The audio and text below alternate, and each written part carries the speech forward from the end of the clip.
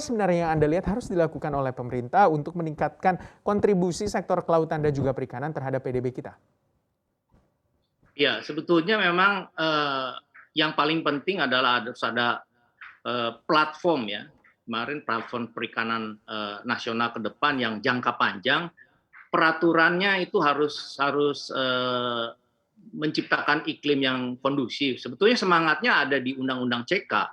Cuman kan permasalahannya dalam beberapa pasal juga justru tidak terlalu banyak yang menghambat juga. Nah, kenapa kita masih belum bisa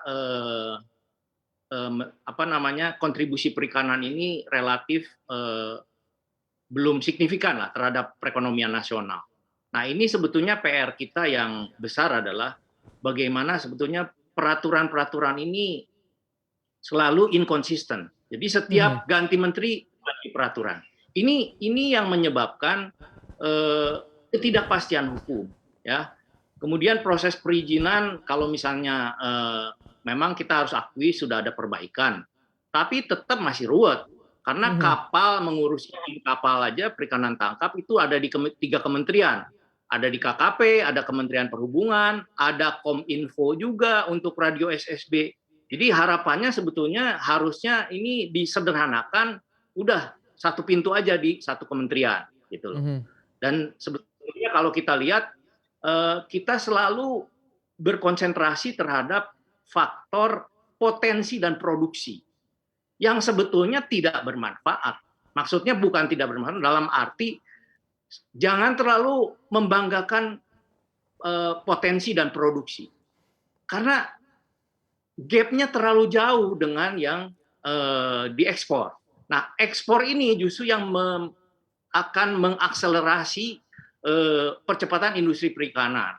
Karena industri ini yang akan menciptakan, mendorong investasi, menciptakan lapangan kerja gitu. Nah, ini yang harus sebetulnya Pak Jokowi tahun 2016 sudah mengeluarkan Inpres nomor 7 2016 yang sebetulnya untuk mempercepat industri perikanan nasional, percepatan industri perikanan nasional. Itu melibatkan banyak sekali kementerian dan lembaga tinggi negara.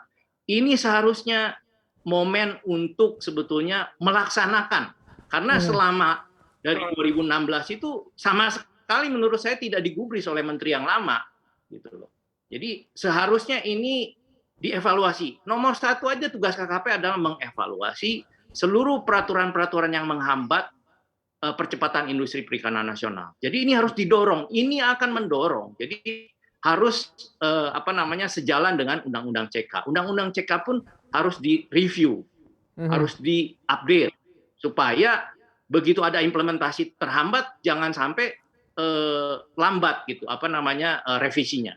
Ya, Pak Hendra, berarti bisa dikatakan bahwa yang tadi Anda katakan semuanya sebuah kesimpulan bahwa peraturan atau mungkin regulasi selama ini untuk sektor kelautan dan perikanan begitu ruwet dan tidak sustainable begitu ya, sehingga menyulitkan atau dalam artian semeraut begitu, tumpang tindih. Ya, betul. Justru persoalan utama adalah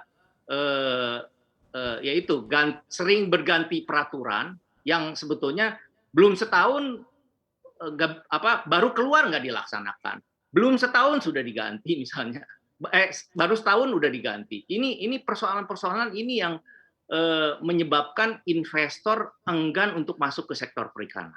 Di samping itu sektor perikanan kan high risk. Jadi otomatis investor dengan ketidakpastian hukum dan tidak adanya perlindungan investasi itu akan tidak bisa didorong untuk masuk menjadi skalanya lebih besar lagi.